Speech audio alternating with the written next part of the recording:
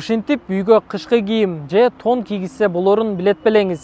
Эгер сиз тамсалып же эскини оңдоп түзөп жаткан болсоңуз, анда аны кантип жылуулоону алдыда айтып берем. Адистердин айтымында үйдү сыртынан жылуулоо эң натыйжалуу, бирок көпчүлүк жарандар акчаны үнөмдөйм деп жылуулоого керектүү материалдарды албай коюшат. Үйдөгү жылуулук кантип сыртка чыгып кетет? 20-25% шип аркылуу, 10-15% терезе аркылуу, ал эми дуал аркылуу 35%га чейин жоготобуз. Жыйынтыгында сиз үйүңүзгө канчалык көп электр энергиясын сарптап, от жакканыңызга карабай, жылуулукту кармабайт. Анда үйдү кантип, эмне менен жылуулайын дейсизби? Аны чечиш үчүн үй курулган материалдар эске алынат. Чыгымды азайтуу үчүн адистер энергоэффективдүү үй салууну сунуштап жатат. Жылуулагыч материалдардын дагы түрлөрү көп. Эң эле арзаны бул пенопласт болуп эсептелинет. Андан кийин пеноплекс бар, карбон бар.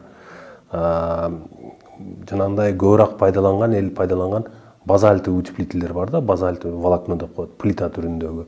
Сөзсүз түрдө ошол эң эле арзан пенопласт салып койсо деле жетиштүү болот. Ошодон 5 сантиметрден кем эмес кылып ошону салып, үстүнө стяжка куюп, анан полдоп кетсе, же болбосо теплый пол кылып кетсе, ошол полдогу жылуулук жоготууну где-то 10%га чейин төмөндөтөт.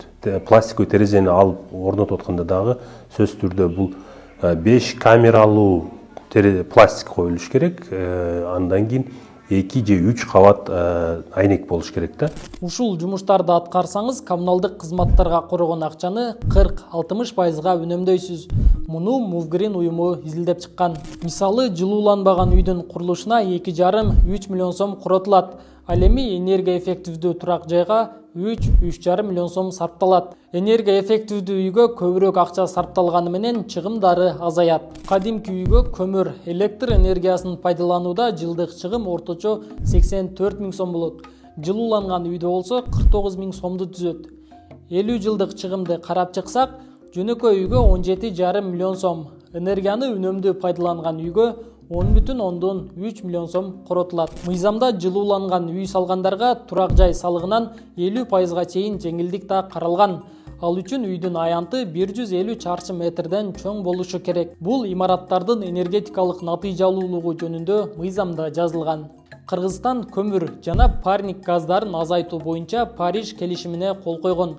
Өлкө 2030 жылга чейин парник газдарынын көлөмүн 16%га азайтууну пландап жатат. Эгерде сиз акчаңызды үнөмдөп, экологияны сактоого салым кошом десеңиз, үйүңүзгө жылуу тон кийгизип, кыштын камын көрүңүз. Видео жакса, үй салууну пландап жаткан тааныштарыңызга жиберип коюңуз.